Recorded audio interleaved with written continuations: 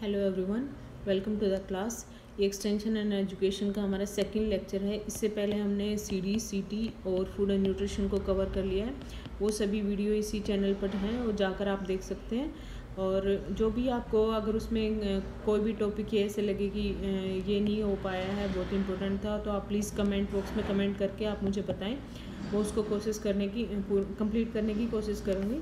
तो चलते हैं आज मेन क्लास की साइड। हम क्या क्या करने वाले हैं। फर्स्ट हम इवेलुएशन, फिर कम्युनिकेशन, उसकी प्रोसेस क्या है, फंक्शन क्या है, मॉडल ऑफ कम्युनिकेशन है, some concept related to communication and then method of communication.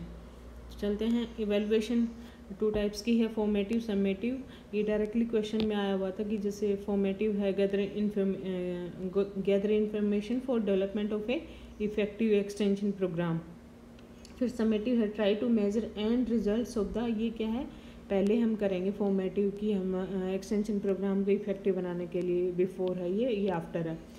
Of a programme in order to decide whether or not it should be continued, expanded or diminish. तो ये and result को measure करने के लिए है और ये स्टार्टिंग में हम इवेलुएट सिचुएशन को इवेलुएशन के लिए है। फिर है कम्युनिकेशन प्रोसेस है, उसके फंक्शन क्या है, इनफॉर्मल फंक्शन है सॉरी कम्युनिकेशन प्रोसेस के फंक्शन इनफॉर्मल फंक्शन है, कमांड और इंस्ट्रक्टिव फंक्शन है इसके, इन्फ्लुएंस और परसुएसिव फंक्शन है, इंटीग्रेटेड फंक्शन है, मतलब जो इनको जो भी है हम परसुएशन करेंगे, इंफॉर्मेशन देंगे या इंस्ट्रक्शन देंगे, तो उसको मिक्स करके हम इंटीग्रेटेड फंक्शन करते हैं। फिर मोड ऑफ कम्युनिकेशन क्या है, ये स्पीकर हो गया, स्पीकर से ऑडियंस, ऑडियंस से वापस फीडबैक आ रहा है, तो ये यहाँ ऐसे मैसेज चलता है मतलब। फिर अरिस्टोटल का क्या है, स्पीकर, ये टू वे मॉडल बोला जाता है। ये भी डायरेक्टली ऐसे क्वेश्चन आएंगे कि टू वे मॉडल किसका है, अरिस्टोटल का है या ये सेनन वीवर का है, ये बैरलो का है, तो ये इस टाइप से क्वेश्चन आते हैं, तो ये ध्यान रखना है। फिर अरिस्टोटल मॉडल में क्या होगा, जैसे ये आपको ऐसे दे देंगे कि स्पीकर और ऑडियंस, और ये ब्लैंक कर देंगे, उसमें कहेंगे कि ऑप्शन दे देंगे ऐसे से, इसमें क्या आएगा, ट्रांसमीटर आएगा या मैसेज आएगा, तो ध्यान रखना है। स्पीच जैसे आ रही है इसमें, क्योंकि टू वे मॉडल है इसमें, और स्पीच आएगा इसके अंदर।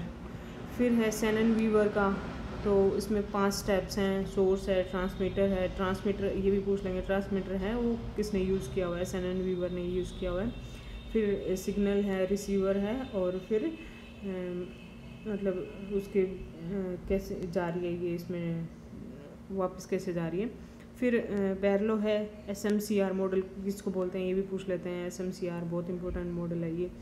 और सोर्स से जाएगा, SMCR कैसे बोलते हैं इसको, जैसे सोर्स और मैसेज, चैनल, और इसमें रिसीवर, तो इसमें एनकोडर डिकोडर है वो इसके बीच में आते हैं, इसलिए SMCR मॉडल बोला जाता है। ये सोर्स, मैसेज और चैनल और रिसीवर, उसके बाद में क्या सोर्स है उसको कैसे एनकोड कर रहा है, फिर मैसेज में, फिर चैनल के थ्रू कैसे उसको डिकोड किया जा रहा है वापस, और कैसे रिसीवर तक पहुंचा जा रहा है।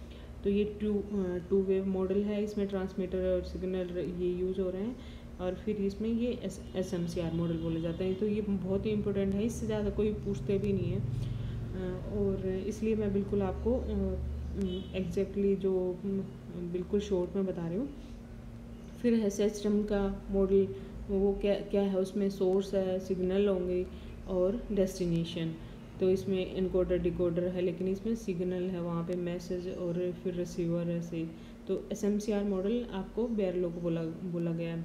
फिर है लिगन्स का, ये फादर ऑफ एक्सटेंशन बोला जाता है, और लीनियर मॉडल है इसका, टू वे मॉडल इसको भी बोला जाता है, because response is there directly. Communication होगा, और फिर कम्युनिकेशन, मैसेज, चैनल, फिर treatment, audience and then response. Response directly है इसमें, ऑडियंस से क्या रिस्पॉन्स आ रहा है, तो लीनियर मॉडल बोला जाता है इसको।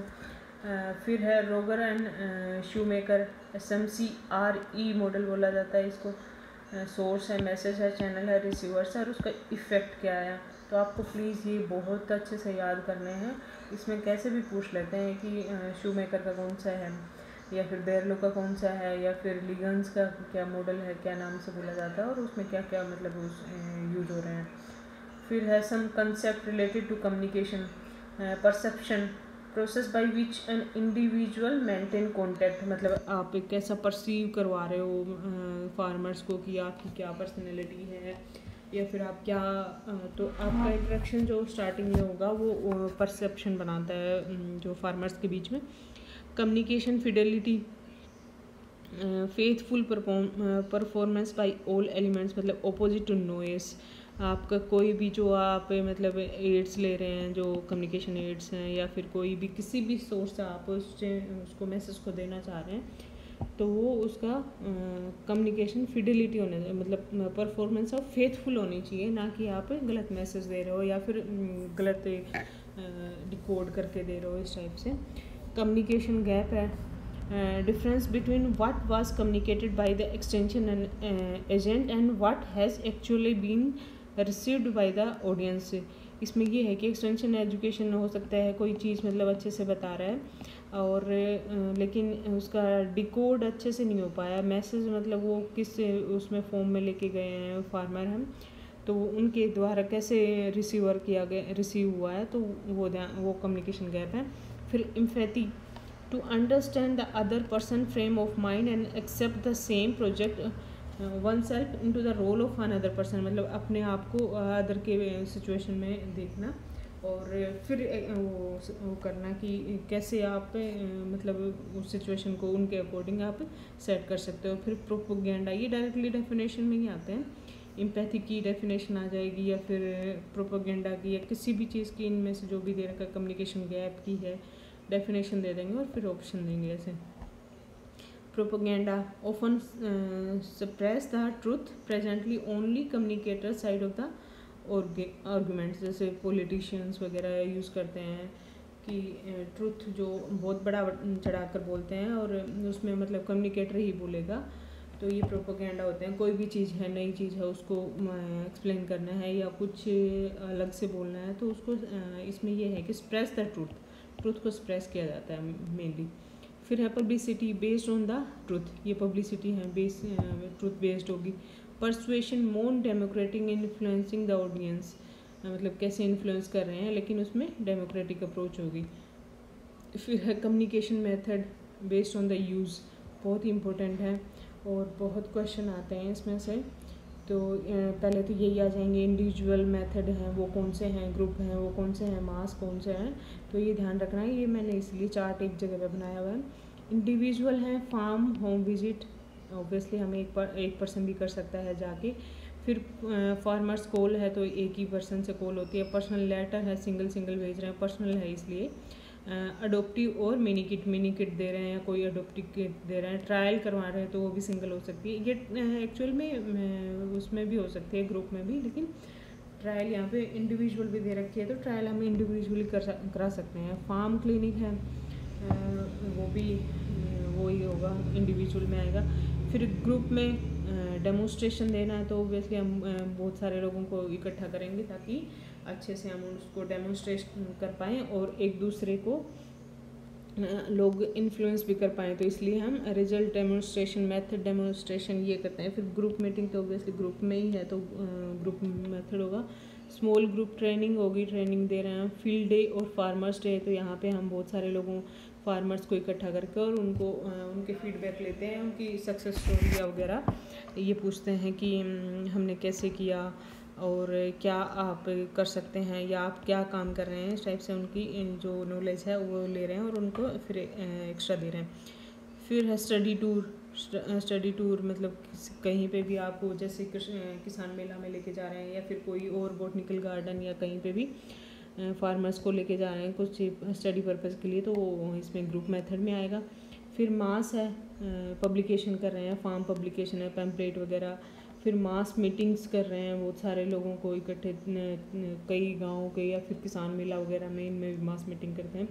फिर कैंपेन है, कैंपेन को भी हम लार्जर स्केल पे किया जाता है। एग्जीबिशन भी, बहुत सारे स्टॉल्स लगेंगे और फिर वहाँ पे फार्मर्स को बुलाया जाएगा, डिफरेंट वैरायटी या अदर थिंग्स, उनको न्यू टेक्नोलॉजी है कुछ वो दिखाई जाएगी। फिर न्यूज़पेपर तो मास मीडिया का सोर्स है ही, बहुत सारी उसके पब्लिक के पास आ रहा है। फिर रेडियो भी मास मीडिया का, टेलीविज़न ये तो ओल्ड ही है, तो ये ध्यान रखना है कि कौन कौन से हैं।